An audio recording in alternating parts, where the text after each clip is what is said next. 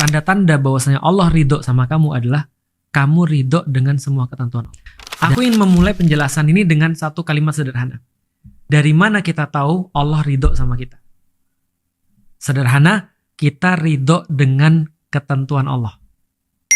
Makanya kalau seorang hamba merasa misalnya kayak teman-teman kita, saudara-saudara kita yang kena musibah misalnya ya.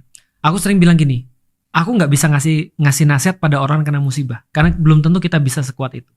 Tapi itu cuma mau ngasih tahu, tanda-tanda bahwasanya Allah ridho sama kamu adalah kamu ridho dengan semua ketentuan Allah. Dan ini adalah tanda aku bisa melihat bahwasanya kamu diridhoi oleh Allah. Karena kamu menerima ketentuan itu. Berarti kalau dia mati sekarang, tugasnya belum selesai, berarti dia bukan nabi dong. Allah kok. Terus muncul pertanyaan kalau orang zaman sekarang, kalau Rasul begitu yakin dia bakal menang, ngapain pakai baju zirah 2 lapis? Bukankah keimanan pada Allah itu adalah yakin bahwasanya Allah tidak mungkin mewafatkan Rasulullah kecuali tugasnya udah selesai. Berarti kalau dia mati sekarang, tugasnya belum selesai, berarti dia bukan nabi dong. Kan itu kan dari sudut pandang keimanan. Tapi Rasul mencontohkan sehingga tidak ada pertanyaan itu.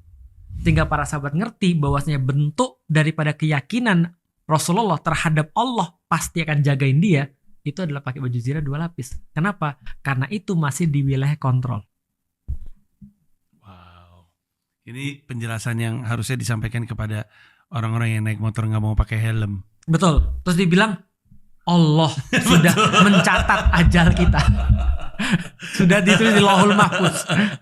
Rasulullah lebih dulu mencontohkan tentang seperti apa prakteknya. Sehingga pertanyaan tentang qada wal qadar tidak pernah ada di zaman Rasulullah.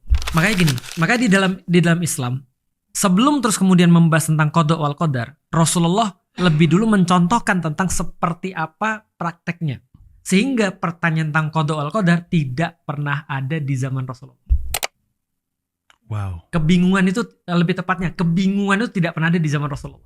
Berarti satu kejadian, Mas, bisa jadi takdir bagi seseorang, bisa jadi pilihan bagi orang lain. Jadi ketika dikatakan ini takdir Allah, aku nggak nerima. Karena Anda menyalahkan Allah atas kelalaian diri Anda. Anda udah merencanakan sebenarnya. Kenapa? Karena itu bukan takdir Allah. Yang tadi takdir Allah. Meninggal. Berarti satu kejadian, Mas, bisa jadi takdir bagi seseorang, bisa jadi pilihan bagi orang lain.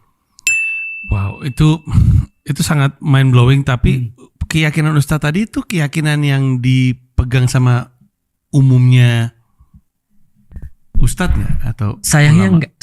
Kalau ulama aku yakin iya. Tapi kalau Muslim sayangnya enggak.